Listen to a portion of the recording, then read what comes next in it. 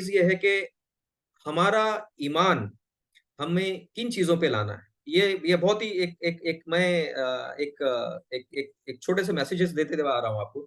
اللہ پہ 6 چیزوں پہ ہم کو ایمان لانا ضروری ہے، اس کے بجائے ہم مومن یا مسلم ہم ہو ہی نہیں سکتے، ہم ایمان کے درجے پہ جا ہی نہیں سکتے۔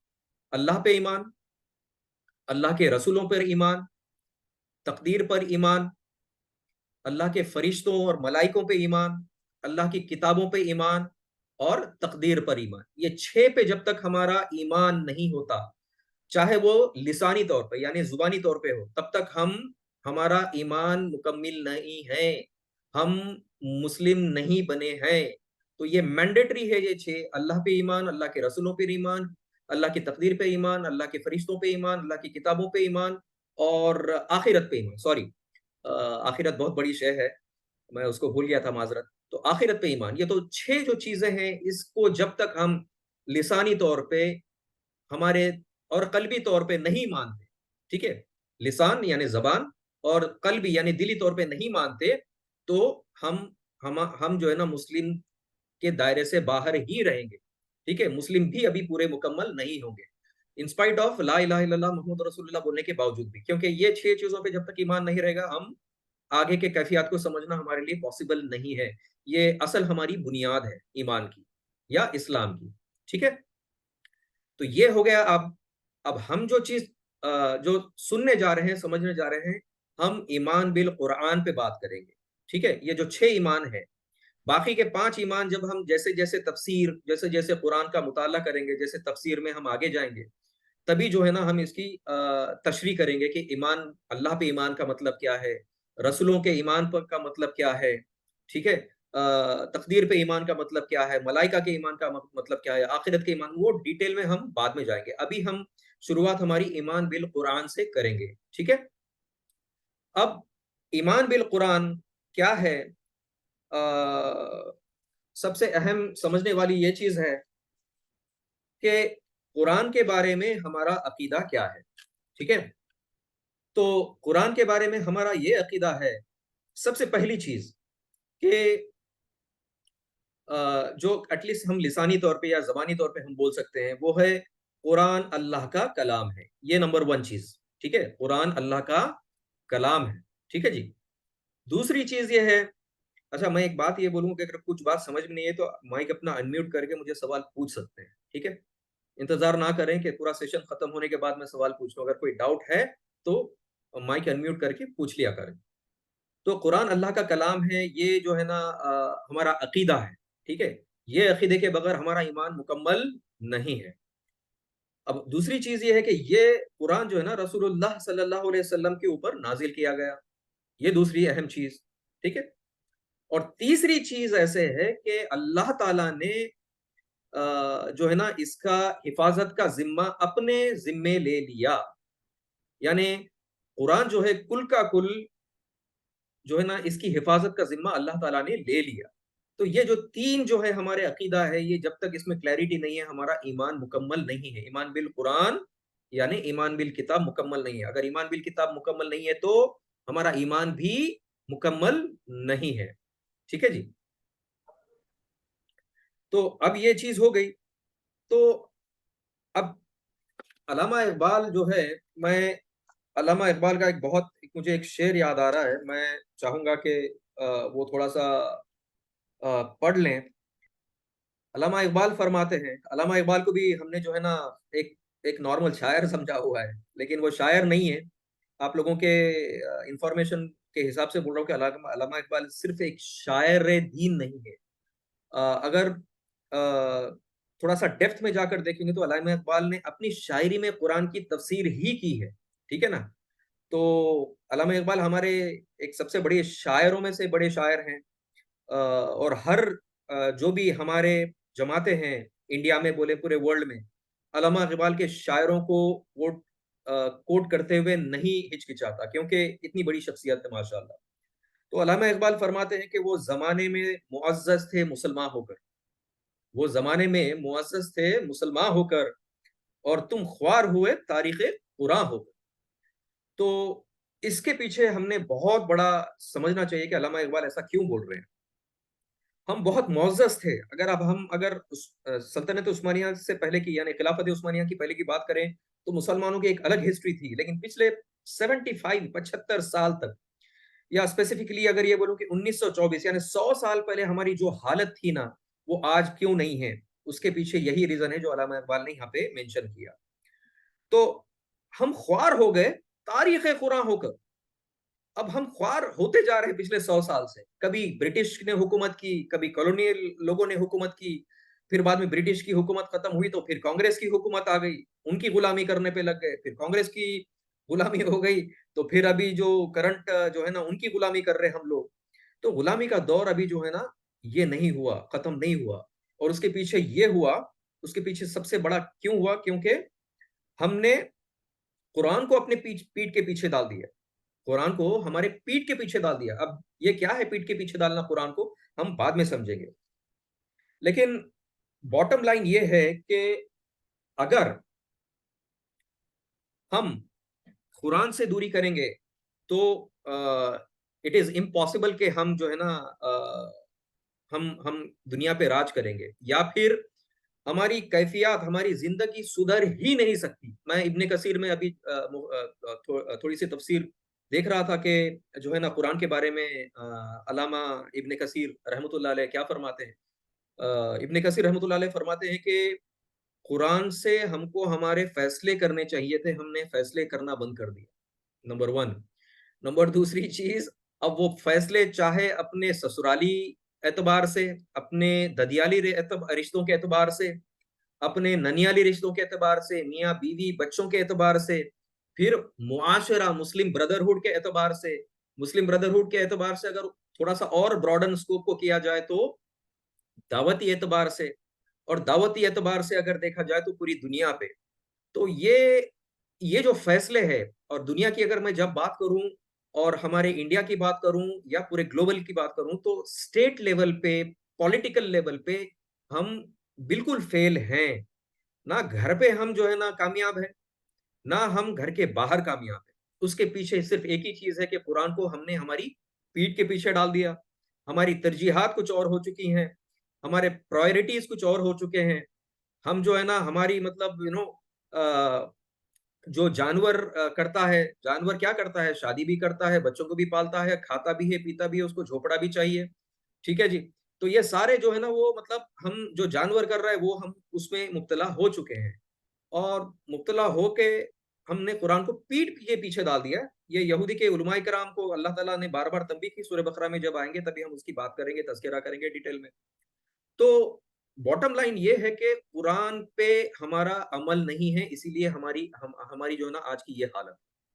تو اب اس سے باہر کیسے لایا جائے، اس کا آبجیکٹو کیا ہے؟ ابھی درس قرآن کا آبجیکٹو کیا ہے ہمارا؟ درس قرآن کا آبجیکٹو یہ ہے کہ ہم پہلے قرآن کو سمجھنے والے بنے. اگر قرآن سمجھ میں آئے گا تو پھر ہمیں معلوم ہوگا کہ قرآن کے اندر یہ قوانین ہیں، یہ کہا گیا ہے، یہ کہا گیا ہے، یہ کہا گیا ہے کلی طور پہ.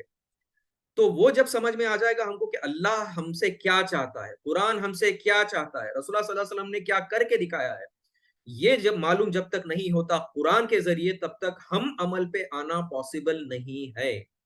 اللہ کی رضامندی ہم بہت سنتے ہیں کہ ہر چیز کرنا ہے اللہ کی رضامندی سے، لیکن اللہ کی رضامندی اس کا سب سے بڑا سورس قرآن الکریم ہے. قرآن الکریم اس کو ہم نے پیٹ پیچھے ڈال کے رکھا ہوا ہے. ٹھیک ہے. وہ کب آتا ہے؟ یا کوئی فوت ہو گیا تو آیت کریمہ پڑھوا لو، ٹھیک ہے، یا کوئی فوت ہونے کے قریب ہے تو یاسین پڑھ لو تاکہ اس کی جان سکون کی چلی جائے. یا پھر کوئی فوت ہو گیا تو چلو بھائی جمعہ کا جمعہ بولو، یا ہفتے میں ایک بار بولو، یا سال میں پڑھو، پڑھ کے بخش دو. خیر یہ بھی غلط طریقہ ہے، اس کی بعد میں ہم یہ بات کریں گے جب وہ اس موضوع پہ آئیں گے. تو اور یا پھر کم سے کم ایسا ہے کہ جو ہے نا قرآن کو پیک کر کے اپنے شیلف میں رکھ دو کہ قرآن ہے وہاں پہ، تفسیریں ہیں لیکن وہ اپنے شیلف میں دھول سے بھری پڑی ہوئی ہیں. تو قرآن کو صرف جو ہے نا کچھ ہوتا ہے تو قرآن کو پپی لیتے ہیں، دل سے لگاتے ہیں اور سکون کرتے ہیں. اس سے زیادہ ہمارے اس پہ نہیں ہے. ہم نہ ہمارے بیوی کے حقوق صحیح طریقے سے ادا کر رہے ہیں جیسا کہ کرنا چاہیے. کیوں؟ قرآن جو بول رہا ہے اس کے اگینسٹ کرتے ہیں ہم لوگ، تو اس لیے بیوی بھی خوش نہیں ہے. بچوں کو جو تعلیم دی گئی ہے رسول اللہ صلی اللہ علیہ وسلم نے وہ بھی پوری نہیں کر رہے، تو بچے بھی ہم کو چھوڑ کے جا رہے ہیں یا نافرمان ہیں بچے. اس کے پیچھے کیا ریزن ہے؟ نہ تم کو قرآن معلوم، نہ ہم کو قرآن معلوم، نہ ہم بچوں کو وہ محفلوں میں بٹھا رہے کر رہے.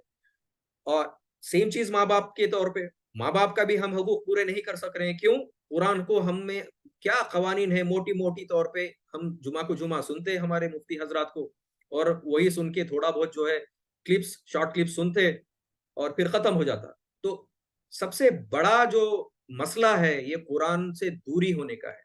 मैं एक आखिरी बात इस पे बोलूंगा कि कुरान से दूरी के क्या है, क्या रिजल्ट्स हैं। कुरान से दूरी के रिजल्ट मैं ये बताऊंगा कि आज 57 इंटरनेशनल मुस्लिम कंट्रीज हैं, और उनको देखिए कि उनको जो है ना, ये G20, G11, G7, G4 के जो समिट्स होते हैं, इंटरनेशनल कॉन्फ्रेंसेस होते हैं, जहां अमेरिका, रशिया, फ्रांस, यूरोप, ये सारे लोग रहते हैं, वहां पे एक भी मुस्लिम कंट्री नहीं।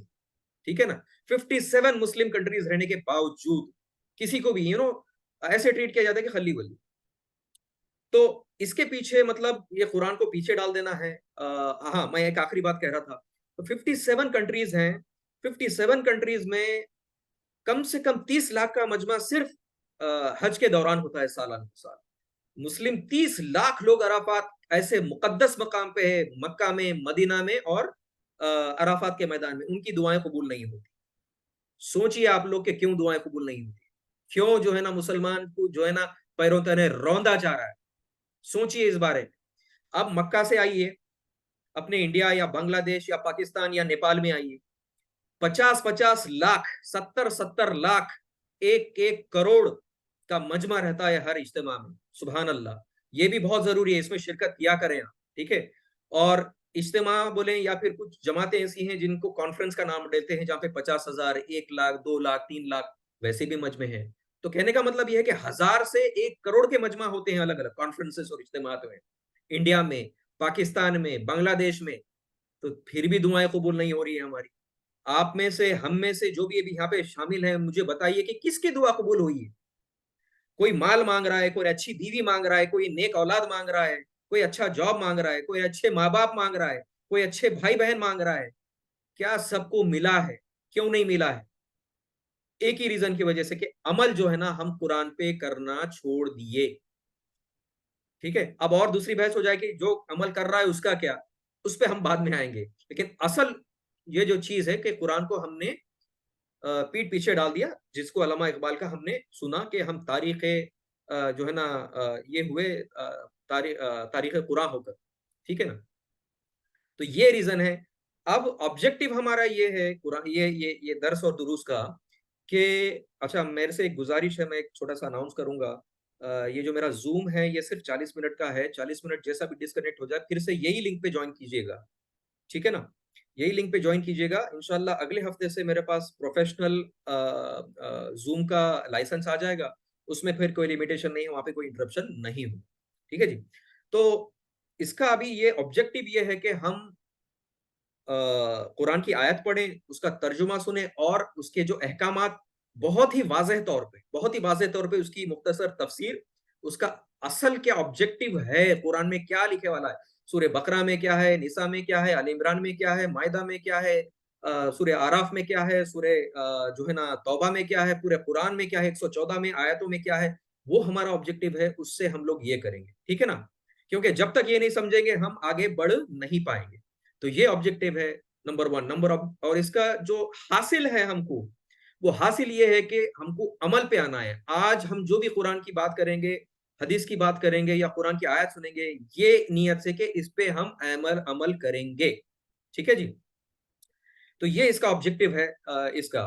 और मैं ये भी बात बता चलूं कि हम फिकी मसाइल में जो है ना, जो कि बहुत ही कम पोर्शन है दीन इस्लाम का, उसमें हम मजीद डिटेल में नहीं जाएंगे, क्योंकि हमें फिकी मसाइल में बहुत सारी जो हमारे 4 मुसल्ले हैं, फिर सलफी हजरात हैं, उनकी फिका है। तो 4-5 फिका ऑलरेडी मौजूद है हमारे पास, तो उसमें हम ज्यादा डिटेल में नहीं जाएंगे। वो जो अहकामात है, कानूनात है, ये है वो है, उसमें हम एक उसको टच करेंगे, लेकिन उसके मजीद तफसीलात में नहीं जाएंगे। ठीक है ना? उस कुरान का कोर जो मैसेज है, सेंट्रल मैसेज जिसको बोलते हैं ना, सेंट्रल, वो सेंट्रल मैसेज क्या है वो समझने की कोशिश करेंगे, ताकि हम कुरान से अमल करने पे आ जाएं। अब ये तो ऑब्जेक्टिव हमको मालूम हो गया, विजन मालूम हो गया, मिशन मालूम हो गया। तो हम जब कुरान क्या है, ठीक है ना, और कुरान का मर्तबा क्या है, اس کا کمپلیٹ کمپریہنسو کیا کانسیپٹ ہے، یہ جب تک ہم نہیں سمجھیں گے نا تب تک قرآن پہ عمل، تم چاہے 10 تفسیر پڑھ لیتے رہو سال کو سال، تم جو ہے نا مطلب ناندیڑ میں کوئی بھی جو عالم ہے یا مفتی حضرات ہے ان کے پاس اگر روز بھی 4 گھنٹے جا کے بیٹھیں گے، ٹھیک ہے نا، تو عمل پہ نہیں آئیں گے، کیونکہ قرآن کیا ہے، قرآن کا مرتبہ کیا ہے، اور قرآن کا مطلب کیا، مطلب کتنی بڑی شے ہے، وہ جب تک نہیں سمجھیں گے، اسٹیٹس آف قرآن، بالکل اسٹیٹس آف قرآن، اس کا مرتبہ جب تک نہیں سمجھیں گے نا تب تک ہم عمل پہ آنا پاسبل ہی نہیں۔ تو آج کا جو اسپیشل سیشن ہے ایمان بالکتاب، قرآن کا ہم اسٹیٹس، مرتبہ، عزت، احترام کیا ہے وہ سمجھنے کی کوشش کرتے ہیں۔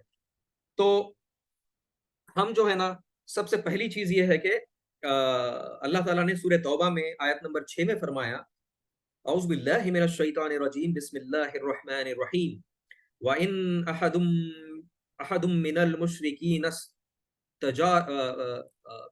نَسْتَجَارَكَ فَأَجِرْهُ حَتَّى يَسْمَعُوا كَلَامَ اللَّهِ ثُمَّ أَبْلِغْهُ مَأْمَنَهُ۔ اللہ تعالیٰ سورہ توبہ کی آیت نمبر 6 میں فرماتے ہیں کہ اور اگر مشرکین میں سے کوئی شخص پناہ مانگ کر تمہارے پاس آنا چاہے، ٹھیک ہے، کیونکہ یہ مشرکین مکہ کا دور کا اللہ تعالیٰ فرما رہے ہیں کہ مشرکین مکہ میں سے یا کوئی مشرکین میں سے کوئی اگر اللہ کی پناہ میں آنا چاہے تمہارے پاس، کیوں؟ یہ کلام سن کے جو تم اس کی دعوت دے رہے ہو، تو اس کو پناہ دے دو۔ اللہ تعالیٰ فرما رہے ہیں کہ اس کو پناہ دے دو، یہاں تک کہ وہ اللہ کا کلام سن لے، ٹھیک ہے، پناہ دے دو جہاں تک کہ اللہ کا کلام سن لے، ٹھیک ہے، پھر اس کی امن کی جگہ تک پہنچا دو اس کو۔ یعنی مشرکین مکہ کو ایڈریس کیا جا رہا ہے کہ اس پہ ڈیٹیل میں ہم بعد میں جائیں گے۔ تو بیسیکلی اس سے میں پک کیا کر رہا ہوں، آپ کو بتانے کی کوشش کر رہا ہوں کہ یسمع کلام اللہ، یہاں پہ یسمع کلام اللہ، اللہ تعالیٰ فرما رہے ہیں کہ یہ اللہ کا کلام ہے، وہ لوگ جو سننا چاہ رہے ہیں اللہ کا کلام ان کو سناؤ، اگر وہ سننا چاہ رہے ہو تو۔ اس سے کیا ثابت ہوتا ہے؟ قرآن جو ہے نا اللہ کا کلام ہے، ٹھیک ہے جی۔ تو اب قرآن اللہ کا کلام ہے، ہم کمپریہنسو کانسیپٹ، قرآن کے مقام و مرتبے کو سمجھنے کی کوشش کر رہے ہیں، کیونکہ یہ اگر نہیں سمجھ میں آیا تو آگے کا قرآن ہم اگر 10 سال بھی کرتے رہیں گے تو ہم کو بات اور عمل کرنے پہ طاقت نہیں آئے گی۔